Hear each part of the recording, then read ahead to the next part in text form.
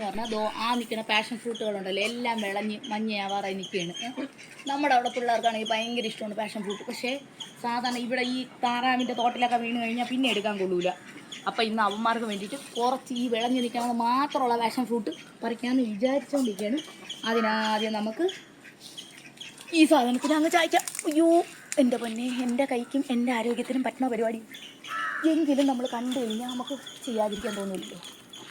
നമ്മൾ അങ്ങനെ ഉള്ളൊരു അസ്ഥിതിയുള്ള ആൾക്കാരായിപ്പോയി.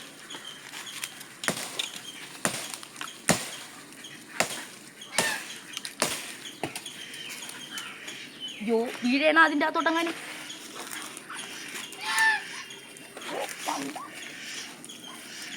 എൻ്റെ ഹൈറ്റിന് വെച്ച് വെട്ടണമായിരുന്നു.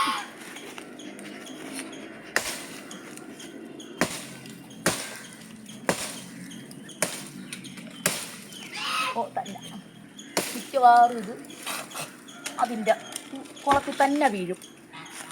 താറാവാണെങ്കിലും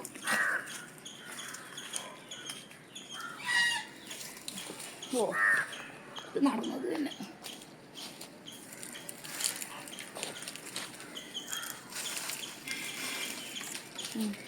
കറക്റ്റ് ഞാൻ പറഞ്ഞില്ലേ, ഒന്നുകിൽ ഞാൻ കുളത്തിൽ വീഴും അല്ലാട്ടാ ഞാൻ പറിച്ചു. എവിടെ എൻ്റെ കുട്ട, നിങ്ങൾ മാറിക്കോ. എനിക്ക് എൻ്റെ തല തന്നെ സംരക്ഷിക്കാൻ പറ്റണില്ല. അപ്പം നിങ്ങളെ തലയും കൂടെ എനിക്ക് സംരക്ഷിക്കാൻ പറ്റൂല. സോ ബിവേർ.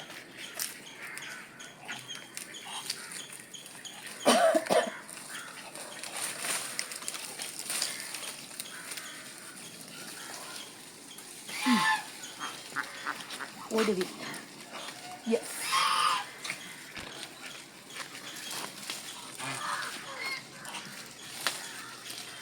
ഇവിടെ ആണെങ്കിൽ അമ്മമാർ പച്ചയും ഒക്കെ എടുത്ത് ചേച്ചിയുടെ അടുത്ത് പറഞ്ഞ് പഞ്ചസാരയൊക്കെ ഇട്ട് തിന്നണതാണ്. അപ്പോഴേ നമ്മൾ പറയും ഒരുവിധം പഴുക്കാറായത് ഇനി പറിച്ചോണ്ട് വരണമെന്ന്.